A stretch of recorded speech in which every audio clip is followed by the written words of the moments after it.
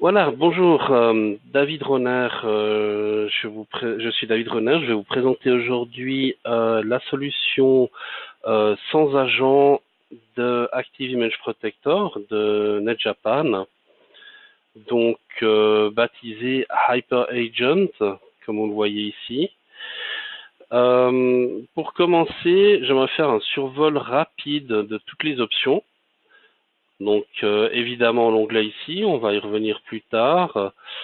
Et surtout les paramètres généraux, donc pour HyperAgent.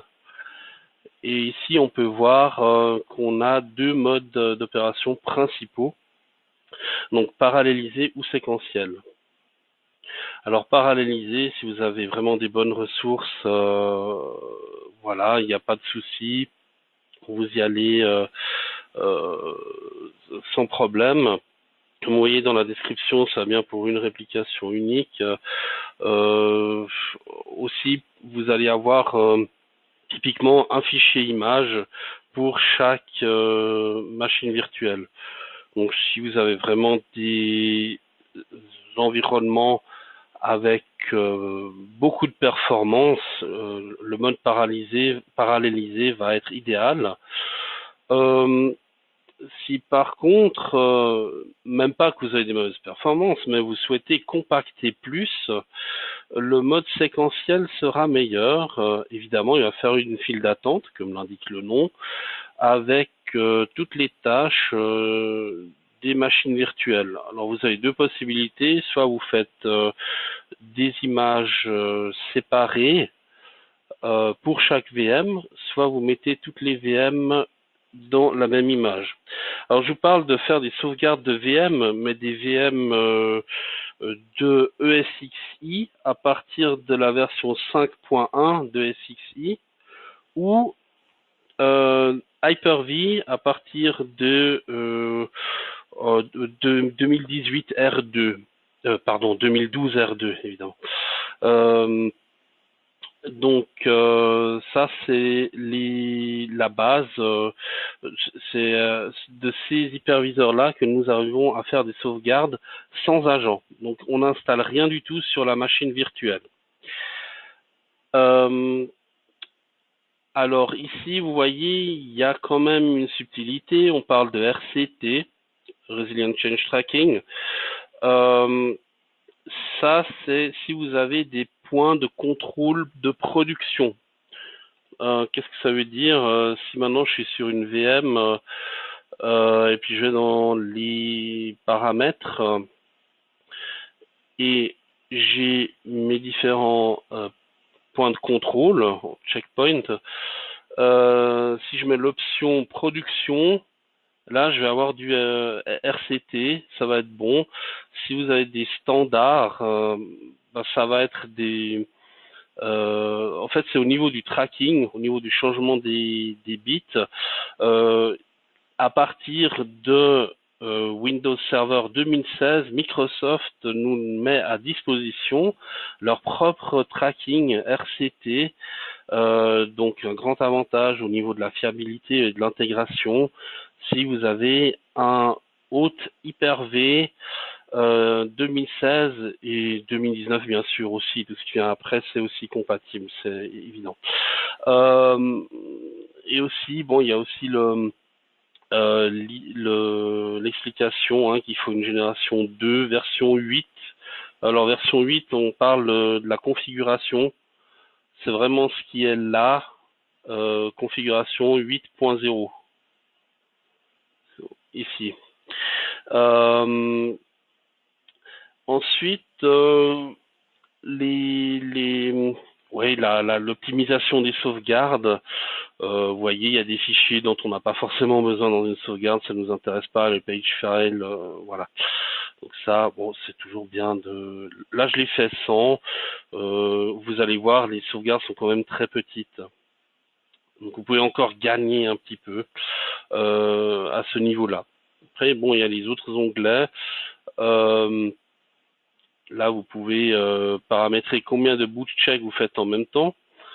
Le boot check, c'est pratique parce que vous pouvez maintenant, avec la nouvelle technologie Donc ça, c'est avec la dernière génération qu'on a de iSCSI, que je vais vous montrer après aussi, comment ça fonctionne avec le iSCSI. Vous pouvez choisir un autre hyperviseur que celui qui est là en local.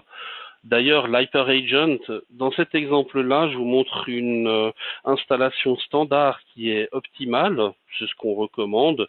Ici, je l'ai installé sur l'autre HyperAgent.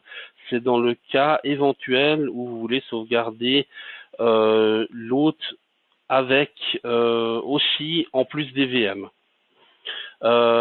Mais imaginons vous installez le HyperAgent sans vouloir sauvegarder l'hôte aussi, vous pouvez l'installer n'importe où.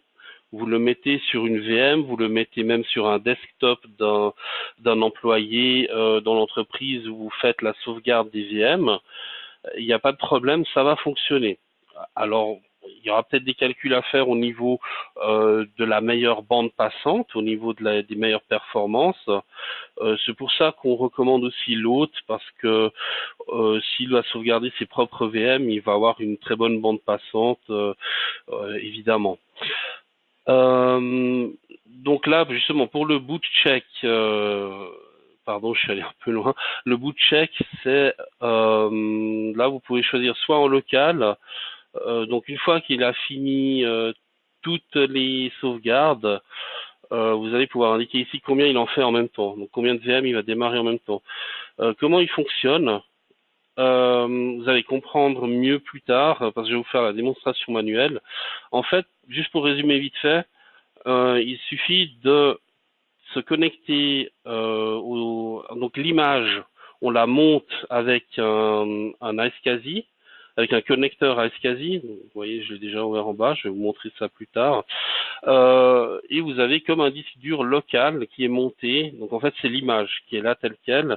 Et celle-là, il suffira de la connecter offline à notre hyperviseur, donc ici Hyper-V, et de démarrer dessus. Tout simplement. Après, il y a des subtilités, je vous montrerai après. La déduplication et la compression. Là, en général, comme je l'ai fait ici, c'est Windows Temp, c'est par défaut. Vous pouvez faire de l'optimisation à ce niveau-là. La déduplication gagne beaucoup d'espace.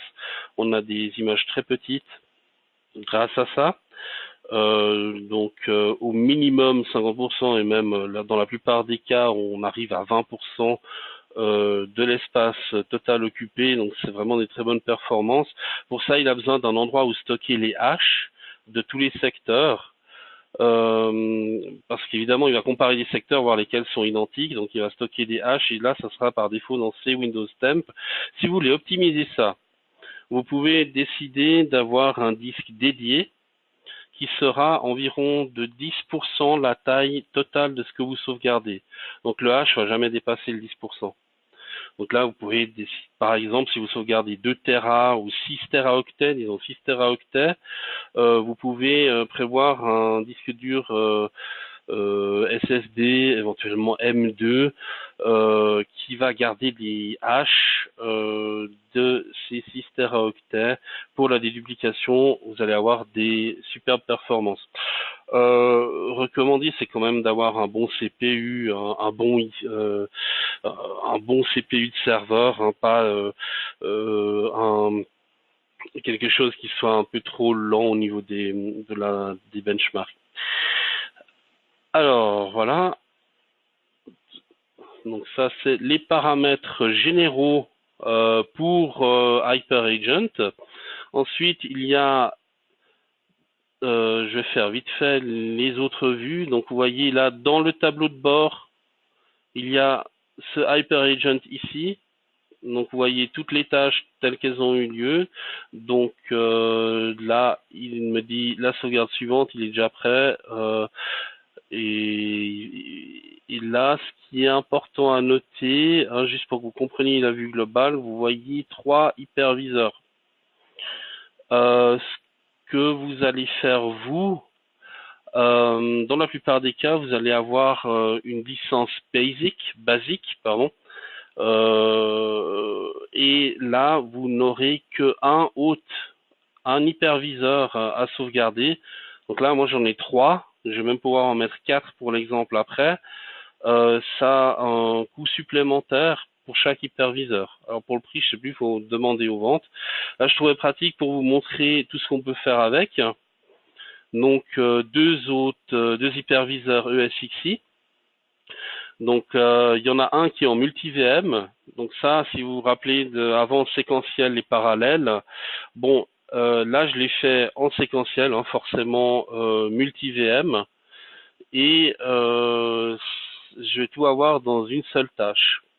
Après, ici, là, j'ai choisi de faire un fichier différent, donc pas une seule image multi-VM, mais une image par VM pour le 231. Donc, vous voyez, j'ai une tâche séparée pour chacun, ce qui va me générer automatiquement aussi un fichier et sa chaîne d'incrémentiel séparément. Et ici, en local, mon Hyper-V local, donc c'est typiquement avec la version basic, vous n'aurez pas les ESXi là, mais vous aurez en local, ici, CVM sur cet hyperviseur là. Donc comme ça, vous voyez, c'est mes VM que j'ai sauvegardés. Voilà, le Windows 2012, le domain controller, voilà. Que j'ai ici sur cette machine-là en local sur 27001. Et puis, justement, si vous sauvegardez l'hôte avec, vous voyez là, je ne sauvegarde que les VM, eh bien, c'est important de séparer les VHDX, donc les fichiers durs, les fichiers disques durs, du hôte que vous allez sauvegarder. Pour vous montrer vite fait, moi je sauvegarde. Donc pour la sauvegarde en local, pour ceux qui connaissent déjà ou ceux qui connaissent pas, vous voyez, c'est sauvegarde tout simplement. Vous créez une tâche planifiée et vous sauvegardez en local. Donc ça, dans le tableau de bord, c'est ailleurs. C'est dans le, alors dans le journal des tâches, vous voyez que ça se passe, c'était tout vert. Ou alors oui, dans le journal des tâches, vous allez vraiment tout avoir. Vous allez avoir la sauvegarde locale et les sauvegardes par VM. Donc, ça va être plus facile de regarder ici un à un. Vous regardez comment ça s'est passé par rapport aux résultats quand la première tâche aura eu lieu.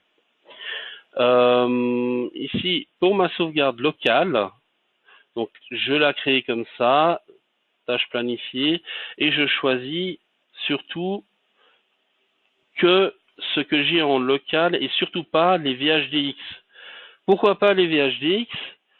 Eh bien, parce que si je sauvegarde les VHDX, le snapshot VSS de Microsoft, il va voir, ah, des machines, ça vient des machines virtuelles, et il va créer un point de contrôle. Pourquoi on ne veut pas ça? Si vous vous rappelez, je vous parlais de RCT, de tracking de Microsoft. Eh bien, si on commence à mettre un point de contrôle là au milieu, le tracking est perdu. Pareil, si vous vous amusez à faire des points de contrôle manuellement, des checkpoints, ça va perturber la chaîne de tracking RCT et vous allez avoir une chaîne qui n'est plus consistante. Donc il faut vraiment laisser l'HyperAgent faire sa base de points de contrôle vraiment, et il faut faire attention de ne pas perturber. Donc vraiment là, séparer les deux. Donc, comme j'ai dit, vous sauvegardez que le disque 0. Là, j'ai tous mes disques durs virtuels, VHDX, sur un disque séparé. Donc, ce job-là, je l'ai déjà mis au point. Je vais vous montrer la création des jobs après, surtout de l'HyperAgent. Le local, c'est pas si intéressant. Là, je suis encore juste à la vue globale. Donc, si vous vous rappelez, les paramètres globaux HyperAgent, ici HyperAgent, et le dernier point, nouveauté important, serveur cible iSCSI. Donc dans HyperAgent, vous allez voir, il y a 4 options. HyperBack, on crée ses sauvegardes. HyperRestore, donc on fait la restauration. On crée le fichier VHDX. Donc d'abord on crée la VM et après le fichier VHDX associé. Ou alors VMDK si on est sur de l'ESXi évidemment. Il y a les deux possibilités pour la sauvegarde et la restauration. Pareil, hein, comme j'ai dit au début, ESXi 5.1. Attention, pas la version gratuite. On ne pourra pas faire de sauvegarde sur la version gratuite de SXI. Il manque une API. Donc le minimum c'est Essentials pour SXI. Pour les core serveurs, il n'y a pas de problème. Donc pour les core serveurs de Hyper-V, j'entends, il n'y a pas de problème, ça va fonctionner. Hyper Standby. Alors pour ceux qui connaissent vStandby IP, pas de problème, vous allez comprendre, c'est exactement la même chose. Pour ceux qui ne connaissent pas, on crée le but, c'est de créer un serveur d'appoint. Donc en fait un hôte Hyper-V ou SXI, toujours de votre choix, d'appoint. Là-dessus, vous aurez des répliques. Donc le mot-clé essentiel pour Standby, c'est toujours d'avoir une réplique. On crée une réplique, une VM répliquée des VM originales, qui seront évidemment pas allumées, hein, elles seront toutes éteintes, pour le cas où vous allez avoir un désastre. Si vous avez un désastre, vous n'avez qu'à démarrer ces VM, elles seront prêtes instantanément. La seule chose, il faut prévoir le dimensionnement de l'espace disque, parce qu'il va vous créer aussi les différents points de contrôle. Donc vous allez pouvoir choisir, je ne sais pas si vous avez... Alors le but c'est aussi de planifier évidemment la restauration. Donc imaginons, vous faites plusieurs... en fait, je pense que c'est mieux, je vous montre ça en détail après, parce qu'il y a plusieurs subtilités. Mais en gros, juste maintenant, vous avez tous les points de contrôle, suivant la planification que vous faites, ou suivant les images que vous créez, vous allez avoir différents points de contrôle. Donc ça, c'est lors de la création de la tâche Hyper Standby que vous allez pouvoir définir la granularité avec laquelle vous pourrez restaurer donc les points de contrôle qui seront disponibles en cas de désastre. Ça peut être très pratique si vous avez une attaque de ransomware. Typiquement, vous ne savez pas exactement à quelle heure c'est arrivé, alors vous choisissez une heure avant que le ransomware ne soit arrivé et vous voyez comment ça se passe. Éventuellement pour voir s'il n'y a pas une time bomb, un virus qui était déjà là avant mais qui s'active à une heure précise.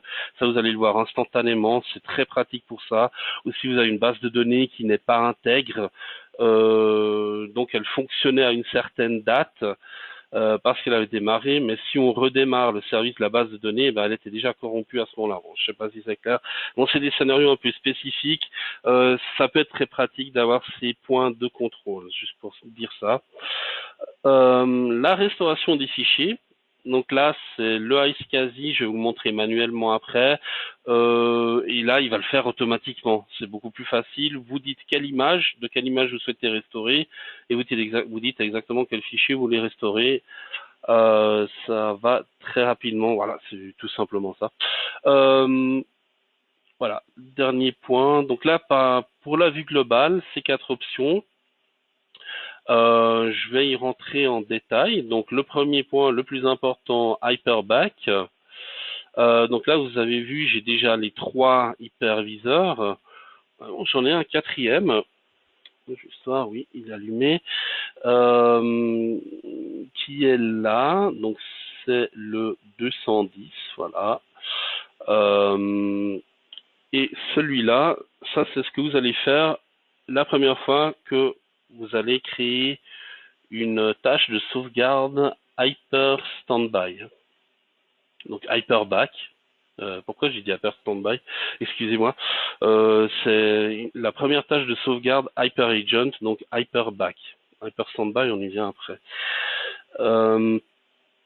Donc là, j'ai sélectionné un 2012, mais attention, fonctionnement interne à Hyper-V. Les VM serveur 2012 R2 ne vont pas se faire, donc les points de contrôle ne se font pas avec un snapshot VSS. Donc là, c'est très bien ce que je fais là, mais il y a un risque, si j'ai pas le snapshot VSS, eh bien, ma sauvegarde risque de ne pas être en intégrité totale au niveau surtout des bases de données SQL, comme ça. Enfin, ça, il faut faire très attention. Je recommanderais pour être sûr, là, de le faire plutôt avec un agent encore en local, justement par rapport à cette problématique d'être dans un état, en fait, sans le VSS, on arrive d'être dans un état de dirty shutdown. Même problématique évidemment pour le 2008. Hein. Si le 2012 l'a pas, le 2008 il l'aura pas non plus. Mais bon, les sauvegardes vont fonctionner. Le point de contrôle il est effectué. Ça, il n'y a pas de problème. Vous allez avoir le point de contrôle. C'est juste au niveau de l'intégrité des données, sans snapshot VSS, il faut faire bien attention. Donc, si vous décidez de faire quand même comme ça, attention. Faites bien attention de bien tester, faire régulièrement des bout de check, faire des vérifications. Alors, voilà, bon, je vais quand même les sélectionner, hein, c'est pour l'exemple. Les Linux, ça marche très très bien. Hein. Je vous avais montré tout à l'heure, je ne sais pas si vous vous rappelez, il y avait quelques images, quelques VM avec Linux, donc pas de problème. Voilà, donc j'ai choisi mes VM. Et ici, bah, tout simplement la destination, hein. Il n'y a rien de sorcier. Donc là, vous voyez, j'ai déjà, par rapport à ma destination, donc test IP2, plusieurs répertoires, donc par rapport aux autres hyperviseurs que j'avais mis.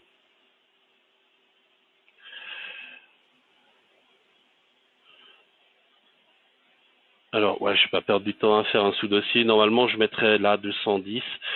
Pas le temps pour aller dans les détails et comme ça, c'est un peu égal. C'est juste pour vous montrer comment on fait. Ici, des options d'isolation. Voilà, je peux pas le montrer parce que j'ai une seule interface réseau. Ce qui serait pas mal. Donc pourquoi on a fait ces options d'isolation de destination? C'est justement pour les attaques de CryptoLocker, typiquement pour qu'il n'ait plus aucune chance de vous chiffrer les données, de vous chiffrer les sauvegardes. Donc là, on désaffecte la lettre de lecteur après la sauvegarde. Oh, tout simplement, hein, vous avez le disk management, on enlève la lettre de lecteur. Hein. Pas de problème. Là, par exemple, on enlève le D. Là, je vais pas le faire parce que j'ai des VM qui tournent dessus. Ou alors, on la met hors ligne. Hein. C'est tout simplement ça. Offline, loin. Lors de la prochaine sauvegarde, il va le remettre online ou il va réaffecter une lettre de lecteur. C'est important à savoir. Si on parle d'éjection, là, c'est typiquement, on pense au RDX. Il va pas se remettre dans le lecteur tout seul, évidemment. Après, au niveau de la connexion, voilà, c'est ça.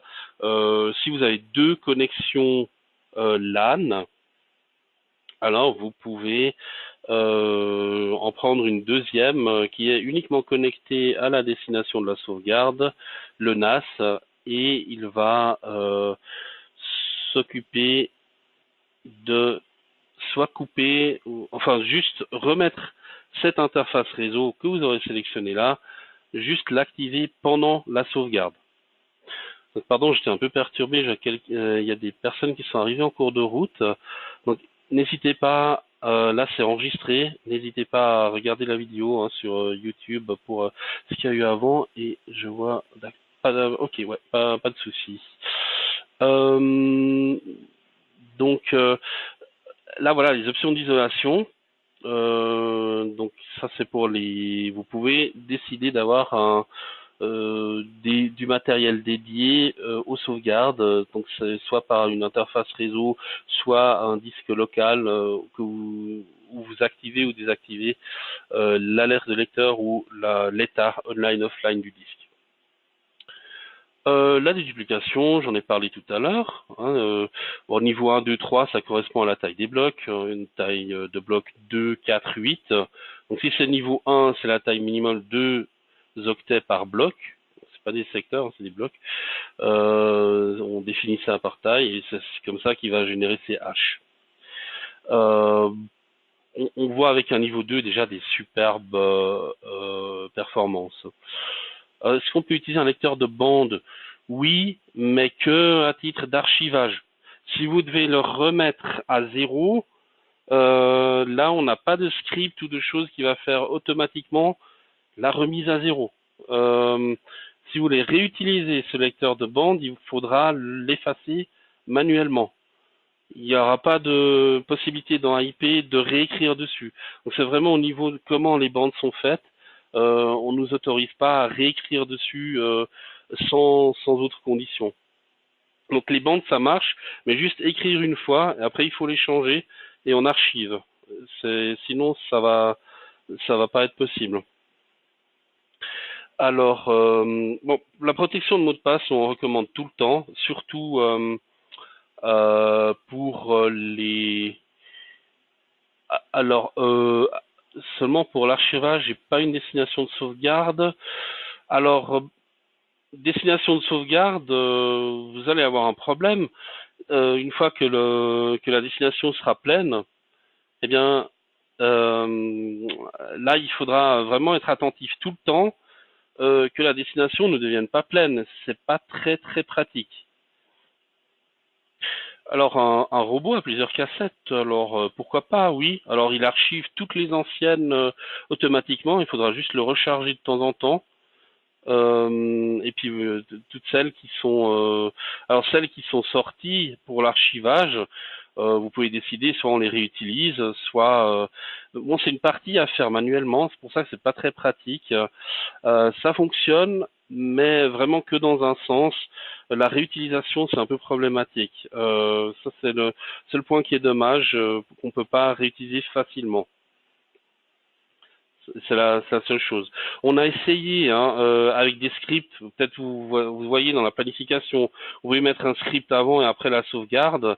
Malheureusement, on n'a pas eu avec les constructeurs de disques LTO ou de bandes un script vraiment fonctionnel. Alors si vous arrivez à obtenir ça d'un fabricant de bandes, un script qui arrive à l'effacer, alors ça serait superbe, hein, ça m'intéresserait vraiment beaucoup. On a pas mal essayé chez nous, c'est pas si évident à faire. Il y avait plusieurs versions, certains nous disaient de faire avec des commandes SCSI, carrément SCSI, parce qu'apparemment certains RDX et aussi bandes sont en SCSI. Bon, au niveau des commandes, là, franchement, il faut trouver un expert de SCSI parce que là, on atteint quasiment le. Donc, là, on n'avait pas trouvé de solution à ce niveau-là. Et puis, des scripts globaux, il y a quelqu'un qui avait une idée, mais ça n'a pas du tout eu d'effet concluant lors des tests. Donc, pour que vous perdiez le moins de temps possible, essayez d'éviter cette voie-là. C'est pas le but que vous perdiez du temps à essayer d'effacer ces disques automatiquement si vous n'avez pas une solution qui fonctionne directement de votre fournisseur de LTO pour l'effacer ou de bande, une quelconque autre bande. Voilà. Attention de bien faire attention à ça. Voilà. Donc je reviens au mot de passe. Hein. Je voulais faire un mot de passe pour essentiellement si vous transférez par FTP sans protection particulière, mettez toujours un mot de passe. C'est ce que nous faisons pour nos services, donc professional service, où nous mettons à disposition un espace de stockage et le contrôle régulier des sauvegardes, donc avec des bout de check, tout ça. Donc nous on préfère envoyer par FTP parce que c'est plus fiable, mais alors avec un mot de passe. Comme ça on est sûr que s'il y a un man in the middle qui arrive à lire les données, donc un hacker, qui n'arrive pas à déchiffrer ce que vous avez sur les sauvegardes. Ce serait quand même un peu embêtant. Voilà pour la partie configuration destination. Donc vous voyez là j'ai pris multi-VM, ça c'est très important. J'ai toutes les VM dans la même sauvegarde. Ça va vraiment être important si vous avez. On a eu un client qui avait une trentaine de VM, il n'a pas mis la coche. et il voulait retravailler sa sauvegarde, il voulait en avoir qu'une seule. Alors ça, à l'avenir, ce sera possible avec la nouvelle version d'ActiveVisor qui va sortir, mais en attendant, maintenant, il est obligé de toutes les éditer. Donc si vous vous rappelez, j'avais mis les deux hein, dans le SXI, j'avais deux EXI et SXI. Il y en a un qui avait la coche créer une image multi-VM et l'autre qui ne l'avait pas. Donc il y avait une ligne pour chaque VM. Alors là, s'il en a 30, il doit éditer l'heure pour les 30, il est embêté. Bon, avec le futur ActiveVisor, il mettra un profil, il applique un profil à toutes les VM. Donc ça, il va venir, j'espère vraiment dans quelques semaines, hein, dans très peu de temps. On n'a pas encore la version bêta, mais voilà. Donc avec l'ActiveVisor, vous serez plus embêté, mais pour l'instant, faites attention à ça. Évidemment, la problématique multi-VM, si vous créez une image multi-VM, la déduplication sera meilleure. Parce qu'il va comparer des secteurs qui pourraient être identiques entre différentes VM. C'est logique. Voilà. Donc je vais rester sur. Je vais faire une. J'ai pas tant de VM que ça. Et là, la planification. Donc oui, les jours de la semaine. Ça c'est une nouvelle fonctionnalité. Là, on voit, il manque le samedi, alors on a grandi. Ça, c'est corrigé, hein, voilà, ça a pris trop, dernière semaine, c'était un peu trop grand. Alors, voilà, ça a tout poussé sur le côté. Pas de problème, vous agrandissez, vous voyez tout. Donc déjà, tous les mois, une astuce, vous pouvez laisser appuyer, vous sélectionnez tout en même temps. Je vois certains clients qui cliquent un à un, vous perdez trop de temps. Là, ce que j'aime bien, c'est faire les vendredis des sauvegardes complètes. Donc typiquement le premier ou le dernier. Moi j'aime bien le dernier, c'est égal. Hein. Ça dépend de ce que vous avez discuté avec votre client. Et les jours de travail, une seule fois ou plusieurs fois, comme vous voulez. Si là, comme ici, je sauvegarde tout avec la même installation Hyper-Region, il va quand même falloir que je fasse attention au temps que prennent les autres sauvegardes. Donc j'ai vu qu'une complète prend à peu près 2 heures. Et s'il y a un pépin ou quelque chose, faut quand même que je fasse attention. Enfin, un pépin. Si une fois ça prend plus de temps, c'est pas forcément un pépin. Si le client a tout à coup téléchargé énormément de données pour sa base de données, eh ça va prendre plus de temps, logiquement. Donc là, il faut prévoir au niveau du temps, ne pas être juste limite. Si par exemple vous faites toutes les heures, ça va encore aller. Si vous faites toutes les 5 minutes, toutes les VM, faites bien attention de ne pas avoir de goulot d'étranglement au niveau des performances. Ça, c'est des choses, il faut quand même anticiper un peu avant. Bon, dans un premier temps, si vous n'êtes pas sûr, vous ne savez pas combien de temps ça dure, vous faites une seule fois par jour, regardez le temps que ça prend, et après vous pourrez estimer un petit peu mieux. Donc moi, je m'appelle, je vais mettre à 22h15, parce que j'ai à 18h15, 20h15, et puis, non, plutôt minuit et quart. Bon, ça c'est des détails, hein. Je vais pas passer au samedi. Allez, bon, de toute façon, je vais pas le laisser marcher. C'est juste pour vous montrer, vous pouvez vraiment choisir quel jour de la semaine, quel mois. Ça c'est pratique.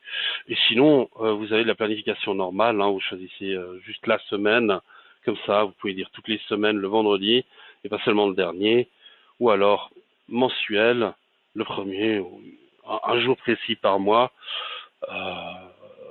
Voilà, tout simplement. C'est pas. Et puis là, ce que j'ai mis là, c'est une chaîne en continu. Donc il va faire que des incrémentiels.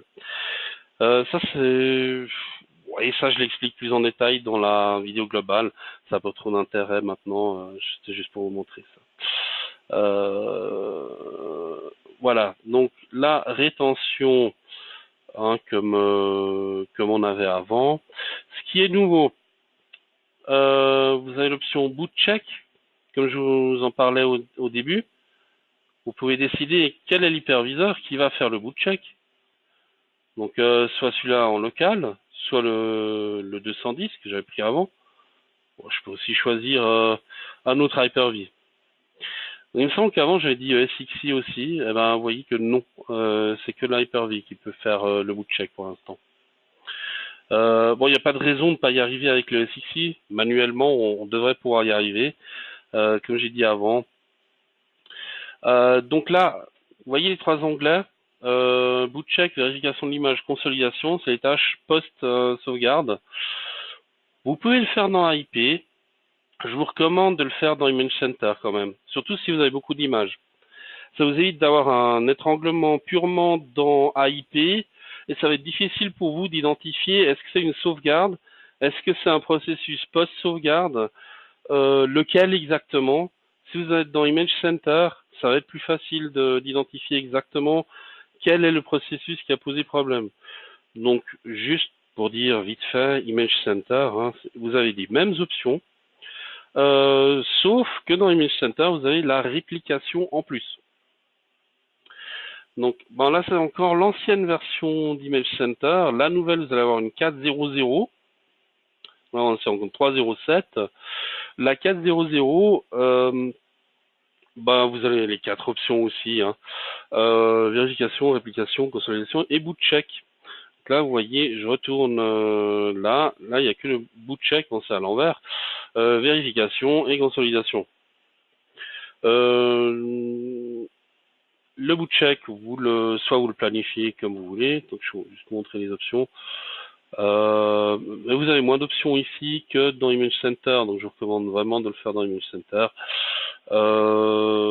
Même si là, ça fonctionne aussi. C'est juste un petit peu plus compliqué à lire si vous n'avez pas l'habitude. Voilà, donc on va prendre l'ordinateur local, hein, juste pour l'exemple. Et vous pouvez choisir soit immédiatement, donc à chaque sauvegarde, donc tous les jours, juste après la sauvegarde, il va faire le boot check. Si je dis immédiatement, ou alors je peux définir une heure précise. Dans Image Center, il me semble qu'on peut choisir encore le jour de la semaine. Si on veut le faire que les samedis ou les dimanches. Là, vous voyez, ça manque. Voilà, donc là, ce qu'il va faire, ça je vais vous le montrer tout de suite. Qu'est-ce qu'il fait exactement? Ça va être la même chose que le futur Hyperboot. Je ne sais pas si vous connaissez ImageBoot, qui permet de démarrer une VM, démarrer une image AIP dans une VM. Eh bien, le bootcheck, il fait ça. Il fait la même chose qu'un ImageBoot. Et bientôt, on va avoir un Hyperboot. Parce que pour l'instant, les images que vous allez créer comme ça, comme je vous ai montré avec HyperAgent, il n'y a pas encore d'ImageBoot compatible. Et cette version qui vient, va s'appeler Hyperboot et permettra de démarrer les VM comme anciennement l'ImageBoot. Mais bon, comme je vous ai dit, je vais vous montrer comment on fait ça manuellement. En attendant, il n'y a pas de problème. Si vous avez une panne, vous nous appelez et on fait ça directement, comme je vais vous le montrer tout de suite. Donc le boot check, il est bien pour vous dire, ah oui, si ça réussit, alors ce que je vais vous montrer maintenant, ça fonctionnera à tous les coups, pas de problème. La vérification d'image, concrètement ce que ça fait, c'est que ça va lire tous les blocs, tous les secteurs, pardon, c'est sauvegardé par secteur. Tous les secteurs, il va les lire pour dire s'ils sont lisibles ou non. Si vous avez une seule erreur, c'est qu'il y a un problème. Et ça, je recommande de toujours faire des vérifications. Moi, en l'occurrence, je le fais avec Image Center. Et pas ici en local. Pareil, hein, au niveau des planifications, on peut faire un peu ce qu'on veut dans Image Center, un peu plus que ici. La consolidation, ne vous préoccupez de la consolidation que si vous dépassez. Alors, si vous faites déjà une chaîne continue, donc vous faites que des incrémentiels sans sauvegarde complète régulière. Si vous faites régulièrement des sauvegardes complètes, ou base, ou voilà, on peut l'appeler comme vous voulez, donc des fichiers AIV qu'on a vu dans la planification, hein, sur la partie de gauche, si vous vous rappelez. Là, si vous dépassez pas les 150, c'est quand même très rare, c'est pas la peine de faire une consolidation. Le but de la consolidation, c'est de ne pas dépasser les 150. Si vous dépassez 150 incrémentiels, la performance ne sera pas optimale à tout point de vue. Vous voulez restaurer n'importe quoi, les performances ne seront pas bonnes. Il faut faire attention de surtout jamais dépasser 150.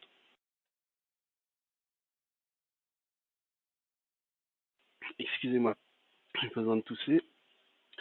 Alors, tant que vous ne dépassez pas ces 150, vous allez avoir des performances tout à fait correctes. Alors évidemment, plus la chaîne, excusez-moi, je vais boire un peu.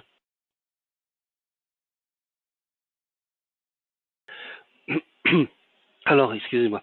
Euh, cette, évidemment, plus la chaîne est petite, plus vous allez avoir des bonnes, bonnes performances.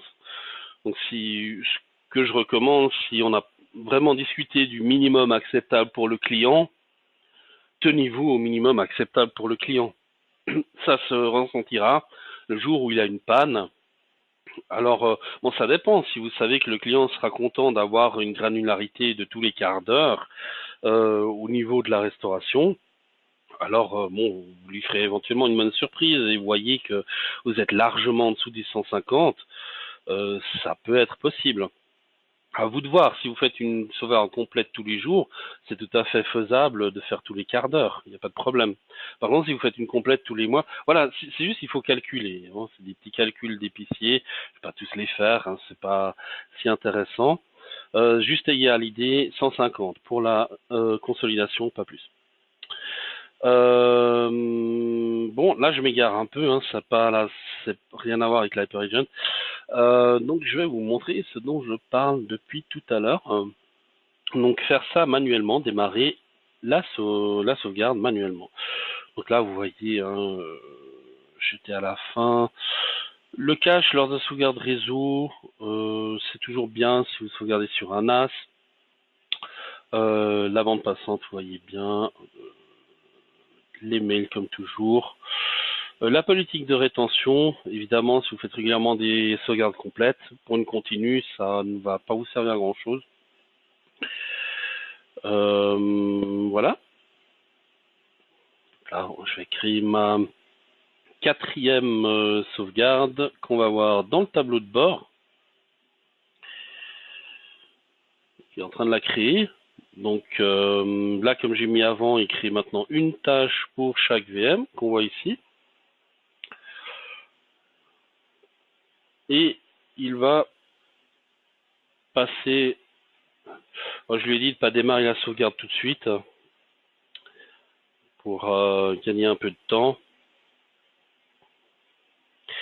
Et là, bon, il va créer justement une ligne par chez. Bon, ça c'était pas prévu. Mais si tout va bien, il a créé. Ah oui, il faut pas que je laisse des fichiers de configuration ouverts. Il a du mal à lire et écrire. Voilà. Alors, j'espère qu'on va le voir. Voilà, il a tout créé comme prévu. Il va falloir que j'étudie ce crash de GUI tout à l'heure. C'était pas censé arriver. Voilà. Bon, ça n'a pas d'effet funeste. Hein. Vous voyez, il n'y a rien qui a été perturbé. Ce que j'ai voulu faire, c'est ici. Comme j'ai mis, je n'ai pas mis multivm, j'ai une image. J'ai une ligne, une tâche par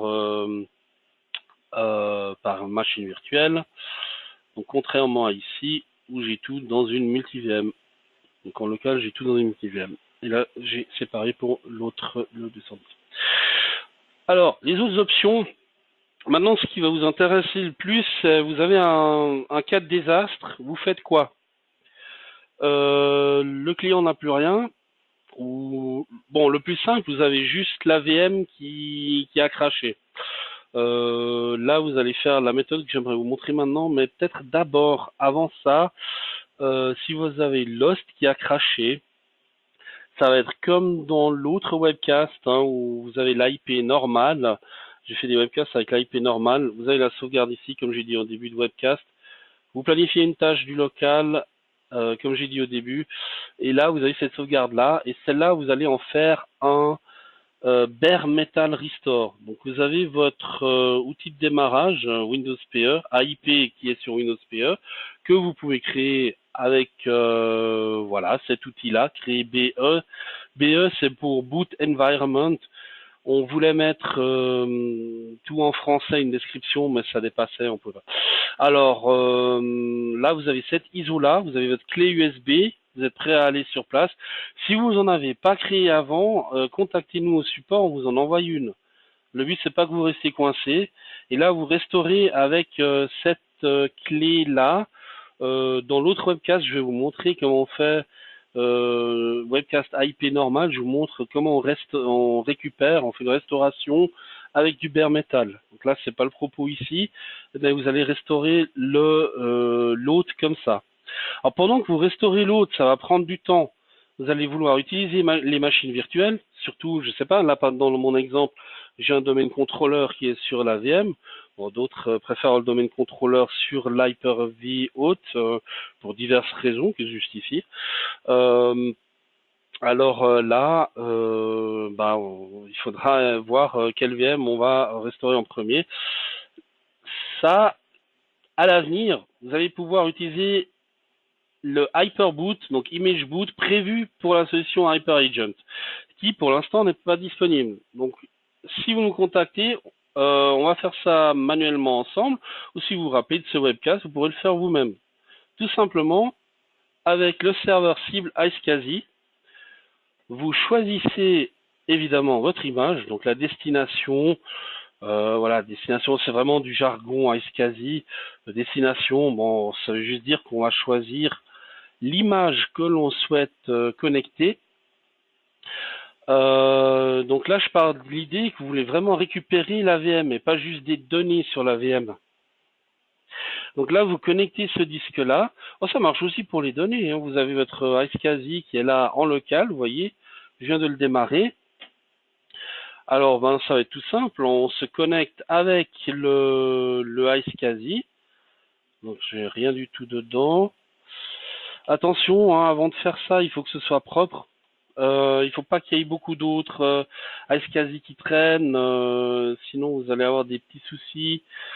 Voilà, donc là je suis connecté et sur mon disque, je vais voir, il est déjà là. Bon, c'est un 2008, c'est pour ça il n'y a pas de système reserve de tout ça. Si c'était un système plus récent, il y aurait eu du système reserve, éventuellement la partition EFI, ce qui ici n'est pas le cas. On n'a pas besoin. Et ça, maintenant, je suis dans l'urgence, je vais le démarrer. Et voilà, donc là, on va sortir de ce paramètre-là pour aller dans l'Hyper-V. Et là, j'ai déjà génération 1. Bon, si c'est de l'UEFI, prenez plutôt une génération 2, ça vous évitez du temps perdu. Voilà. Bon, pour 2008, c'est clair que je vais être en génération 1. Et le but, c'est de mettre le disque dur. Alors, on revient. Le disque dur, il faut qu'il soit offline. C'est pour ça que je ne peux pas le sélectionner. Donc, on va le mettre offline. Et il va toujours pas le voir parce qu'il faut qu'il soit offline au moment où j'ouvre les paramètres. Voilà. Donc, on va y arriver. Donc là, il a trouvé le disque 2. Et on va voir qu'on peut le démarrer tout de suite. Et vous êtes déjà sauvé. Donc là, juste le temps de démarrer. Faites un petit test avant pour pouvoir garantir au client. Bon, ça va pas durer plus que 5-10 minutes. Ça dépend aussi de combien vous avez donné. Et ça dépend bien sûr aussi du temps de préparation qu'il faudra à Windows hein, pour remettre l'état. Donc la VM à l'état comme avant. Donc là, je l'ai fait manuellement.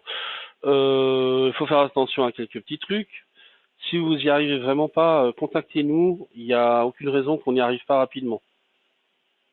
C'est vraiment, il n'y a aucune raison. Si vous avez eu la sauvegarde et que vous avez fait les vérifications comme je vous ai montré, il n'y a vraiment aucune raison. D'autant plus si vous avez fait le boot check automatique, comme je vous ai montré tout à l'heure, ça veut dire que AIP a réussi à le faire. Il n'y a aucune raison que vous n'y arriviez pas. Alors, juste vous montrer, on a quelques secondes du démarrage. Donc, voilà, on va démarrer normalement. Évidemment, il a remarqué que Ça a un petit peu changé au niveau des drivers, au niveau de l'environnement. Puis il pourra démarrer. Voilà, donc là vous êtes déjà quasiment instantanément sorti de la situation un petit peu précaire où le 2008 serveur il aurait craché. Bon, il est en train de démarrer, c'est pas forcément ce qu'il y a de plus intéressant à regarder, donc je vais passer à la suite. Imaginons maintenant vous avez que des données à récupérer. Bon, évidemment, hein, vous le mettez online, vous mettez une lettre de lecteur. C'est peut-être un peu compliqué à faire, hein, toutes ces manipulations. Surtout que maintenant, il va falloir bien se déconnecter. Alors attention, j'ai oublié une chose importante. Vous voyez taille AIX, ça c'est les modifications. Là, votre client, il a travaillé toute la journée, il va avoir plus que 32 mégas là-dedans. Ça, c'est tout ce qu'il aura travaillé pendant la journée. Donc, vous étiez content, vous avez pu travailler pendant la journée, mais évidemment, si c'est monté par iSCSI, ça va pas être aussi rapide que du VHDX en local sur l'hyperviseur. Donc, là, à la fin de la journée de travail, le client il va dire bon, j'étais bien content, j'ai pu travailler, mais les requêtes elles étaient plus longues que d'habitude. Alors le soir même ou le week-end, ça dépend, vous allez décider de faire une restauration vous-même complète. Donc vous récupérez le fichier AIX, celui-là, il sera dans ces Windows Temp. Donc vous voyez, bon, je l'ai fait plusieurs fois. À chaque fois que je mets un fichier ASCSI, que je le modifie, il va être là. Donc là, il est un point 000. Très important de bien terminer la session, la connexion. Donc je vais terminer ici. Pour que j'ai pas de problème de conflit, je vais aussi déconnecter là. Les connecteurs. Et puis, je vais avoir mon fichier AX. Vous voyez, il a passé de point 000 à un fichier valide. Le point 000, on peut rien faire avec, c'est intemporaire. S'il reste tel quel, on peut le jeter. Par contre, le soir, voilà, vous commencez à faire ça, comme je viens de faire maintenant. Vous récupérez ce fichier-là, vous le recopiez là où il était à l'origine, et vous allez faire un hyper restore. Donc c'est ça. Le hyper restore, il va prendre plus de temps. Pourquoi je l'ai pas fait tout de suite? C'est parce qu'il va prendre plus de temps. Donc là, le but, pendant la journée, on veut pas que ça prenne 1 heure ou 2 pour la restauration. On veut vraiment que le client puisse travailler tout de suite. Après, le soir, vous allez tranquillement, ou le week-end, faire le Hyper Restore. Vous sélectionnez votre fichier AX. Bon, là, je l'ai pas recopié, je vais pas tout faire, hein. Donc, je prends ma sauvegarde. Typiquement, j'en ai une là du 231. Donc, ça, c'était un de...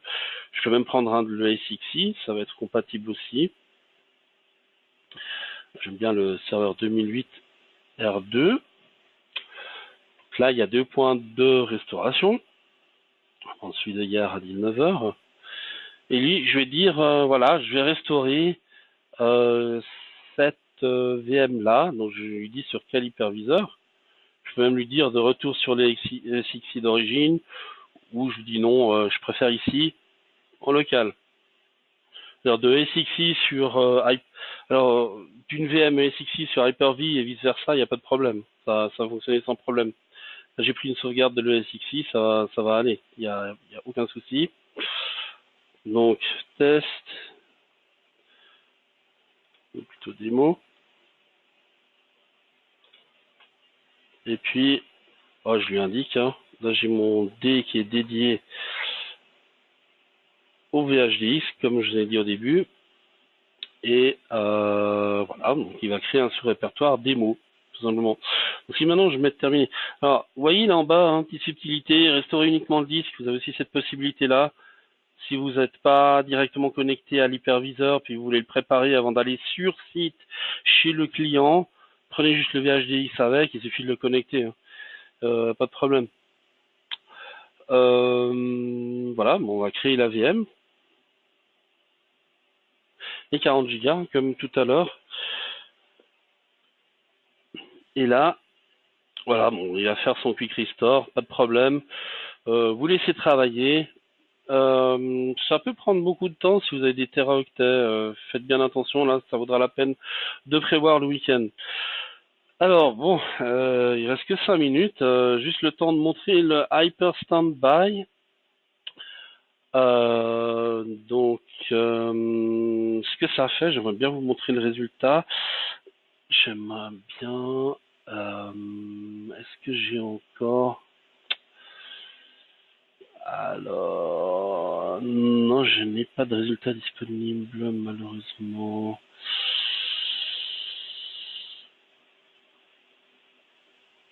Ah si, là, j'ai un exemple avec donc juste un snapshot.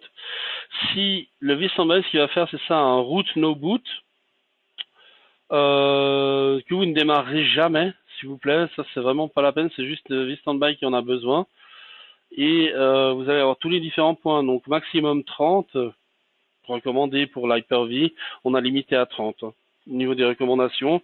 Donc si vous avez les 30 dernières heures, comme j'ai dit tout à l'heure par rapport à votre CryptoLocker, vous choisissez l'heure qui vous arrange. Vous voyez, là il y a un code, là c'est 09 9h53 26 secondes. C'était le 19 juillet. Pour ce point de contrôle là, c'est le jour où j'ai fait fonctionner là en l'occurrence c'était vStandby, mais vStandby AIP ou Hyper Standby, il va vous produire exactement la même chose. Là, justement, je vais dire, je vais prendre une des images que je viens de créer. Hein. Ces nombreuses images que je vous ai montrées depuis tout à l'heure. Hein. Je vais prendre directement une destination. Je préfère coller directement le chemin complet. Parce que vous voyez qu'il n'arrive pas sur le réseau tout seul comme ça. Voilà. Donc, je vais prendre le Hyperback. Où est-ce que j'avais une multi-VM? C'était le 231. Eh bien, vous voyez, j'ai une image par VM, donc c'est pas le 231. J'ai le 230. C'est une multi-VM. Voilà. Donc là, je prends cette image multi-VM, et puis il va me faire... c'est comme dans vStandby AIP, si vous connaissez déjà, il va vous faire... il va vous importer le dossier, en fait. Donc toutes les VM, vous allez avoir une ligne. Pour chaque VM, vous pouvez maintenant créer une tâche. Une tâche Hyper Standby. Donc là, j'ai mon Windows 2012 avec lequel je vais créer une tâche. Tout simplement, dans le nom de profil, je peux l'adapter, je peux dire Windows 2012, et je peux lui dire où est mon hyperviseur d'appoint. Si vous vous rappelez ma description de tout à l'heure, l'hyperviseur d'appoint, si possible vide, je vais dire le local, ou idéalement le 210 s'il était vide, je le mettrais là-bas, avec 20% de plus d'espace disque, si possible, que ce qui est déjà utilisé. Comme je vous ai montré au niveau des snapshots, ils vont prendre, ou des points de contrôle plutôt, ils vont prendre plus de place que ce qui est déjà occupé sur le serveur original, évidemment. Donc, ou alors on peut dire si vous faites que du stockage, c'est juste sur des fichiers VHDX que vous préparez pour vos clients chez vous, et s'il y a une panne, vous prenez vite le disque sur lequel se trouvent tous les fichiers VHDX et vous allez chez le client avec. C'est aussi possible. Ou alors sur site chez le client, évidemment, la machine d'appoint. Voilà, je vais dire le local, juste pour l'exemple, et je dis pareil, voilà. Je peux lui dire la configuration, une IP statique, c'est toujours pratique. Et bon, on voit qu'il a fini en 4 minutes, hein, il n'y avait rien sur le 2000 minutes serveur, ça va vite. Et voilà, tout simplement terminé. On peut dire, après chaque fichier nouvellement créé, donc vous allez avoir un point de contrôle à chaque fois. Là, en l'occurrence, je fais une sauvegarde par jour. Donc ça va être tous les jours. Si je fais tous les heures, ça va être toutes les heures. J'ai dit non, mais en fait, on veut seulement tous les vendredis. Alors j'en ai toutes les coches, je mets vendredi, évidemment. Ou alors seulement à la fin du mois. End of month. Là, je vais dire à chaque fois qu'il s'est exécuté. Et puis, je peux aller jusqu'au 30. C'est un peu overkill, j'ai pas besoin de 30 jours. Peut-être mettre seulement 10 par exemple.